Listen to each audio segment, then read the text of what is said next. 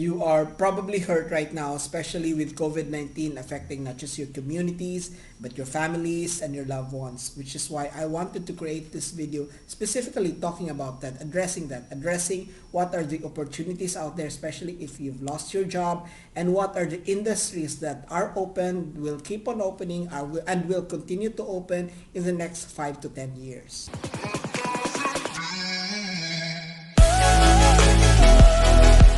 Hey everyone, this is Dr. Lowell Sala of NYC Emerging Healthcare Technology, your go-to place if you want to learn more about blockchain, machine learning, artificial intelligence, data science, and web development in healthcare, and also if you want to learn more about digital health.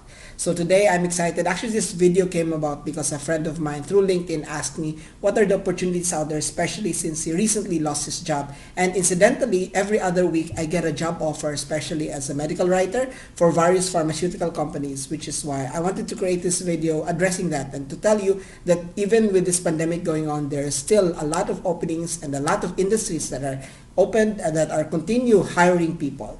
Now, if you haven't subscribed, please make sure to click the subscribe button and ring that notification bell so that you will be able to hear and see every time I upload new videos and new contents. Tell me pretty lies, look me in the face, tell me that you love me. Okay, so before I begin, I just want to have a little bit of caveat because I want to talk about the fact that we have to have realistic expectations. So we know, for example, that because of COVID-19, there's a lot of businesses that going down under. There are a lot of businesses that are forced into bankruptcy, small businesses that are forced into bankruptcy, which is why it's important for you to understand that this is the backdrop or this is the background that we're going through.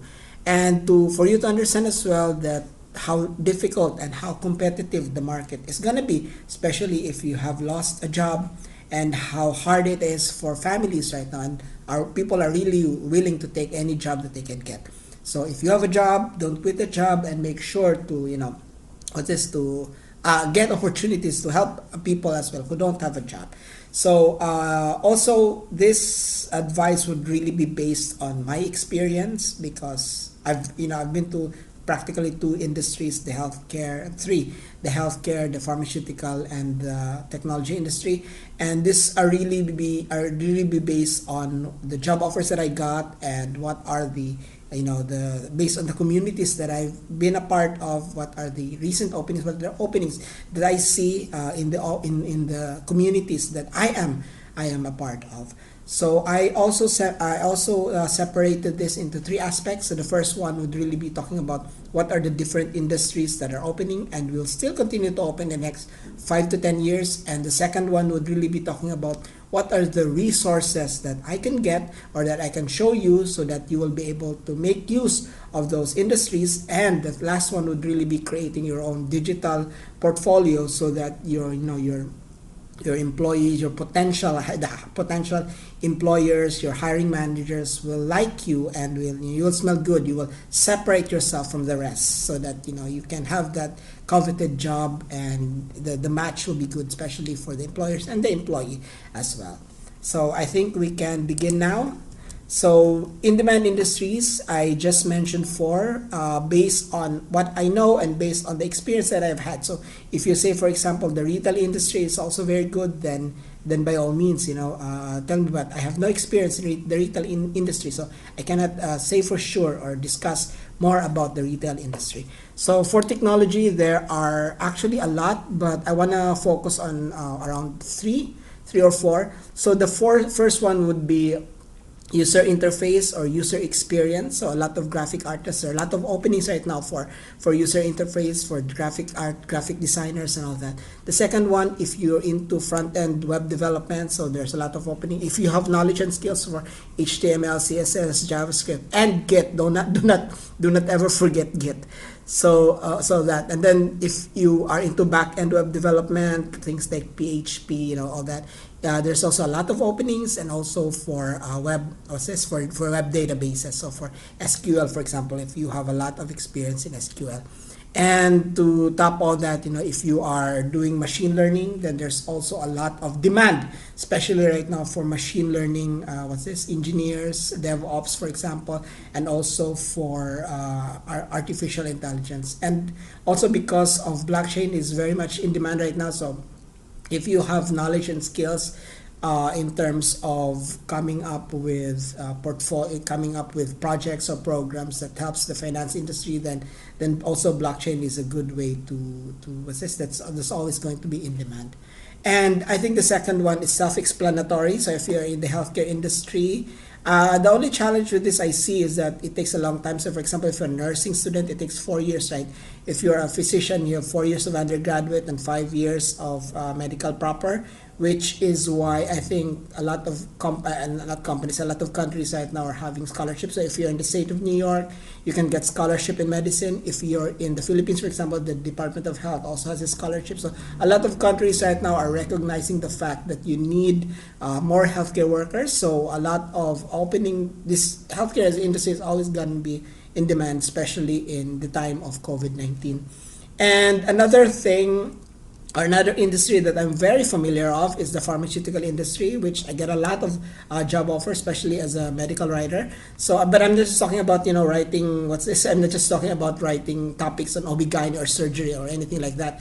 I'm talking about really, CRO, talking about regulatory requirements, applying for a drug, for example, or applying for a new indication for a drug. So these are the things that medical writers do, and you need to have the right and proper skill set. Another thing that I want to discuss about, especially in the pharmaceutical industry, is there's a lot of opening for MSL. So MSLs are your medical science liaisons, actually liaisons between the academe and the pharma industry or the industry itself. So I always liken the pharmaceutical industry as sort of kind of like the finance industry, only that it's a little different in the fact that there's this real aspect of not just protecting the client, but helping healthcare, understanding or what's this, facilitating, ensuring that healthcare is protected. So it's slightly different, but it's sort of like the finance industry, that there's still a need to earn, but at the same time you always equate it with having to care for patients, having an industry that takes care of the needs and of the patients and of the people.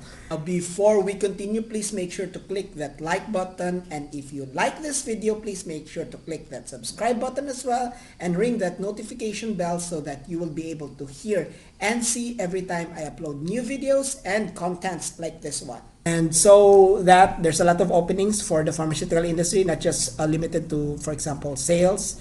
But if you're into sales, then you can also do that. And if you have skills in project management, if you have organization skills, if you have excellent communication skills, then there are also a lot of openings in the project management aspects. I'm talking about, for example, not just limited to the pharmaceutical industry, but also in relation to technology. So a lot of startups right now, I get a lot of recommendations, or I got a lot of job offers for doing project management in a lot of startups. So this is also one aspect that you may want to delve on. And so how do we now get all these opportunities? So these are the resources. Most of the job offers that I get are actually from LinkedIn. So make sure that you have a professional and reputable LinkedIn profile. Okay, this is really so no talk about your political affiliations in LinkedIn. Make sure it's professional, it's well written, it's well done. So that, and then it's really focusing on your social media. So make sure you have a good LinkedIn profile, and also you also use your Glassdoor. Glassdoor is actually used mostly if you want to check your salary grade, or how much are you going to charge for that specific project or for that specific title that they want you to have. So you can use Glassdoor for that one. So basically, social media is really the way for people to communicate right now, especially in terms of knowing you, especially for hiring managers, to understand where you're coming from and what are your backgrounds, what are your quirks and idiosyncrasies and all that. And I think it's also important, I mentioned here meetup groups, because I think this is also very important. So I have my own meetup group, the NYC Emerging Healthcare Technology. There's also a lot of AI in healthcare, for example. And through this, Out in Tech, for example, as well. So through all these meetup groups, you can actually meet a lot of people, and based on those meetup, you'll be able to also see that some of them actually have job offers, and if they already have a job, sometimes they would offer them to you. So this is also a good way to find other jobs.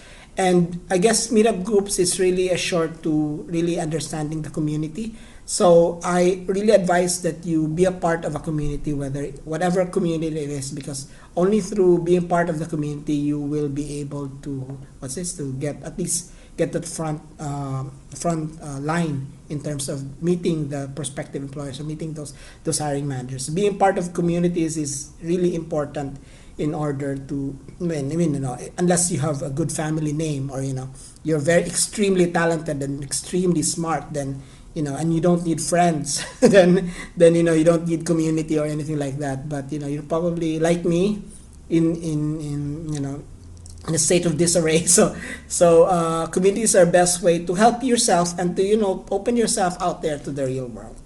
So again, and the last part is really, I want to focus on creating your portfolio. By portfolio, I meant online portfolio here, because I think hiring managers, for example, do not know you yet. So the best way to really introduce yourself is to have your own track record, so to speak. So if you're a developer, have your own GitHub account, and then if you have projects, make sure to upload them in GitHub regularly.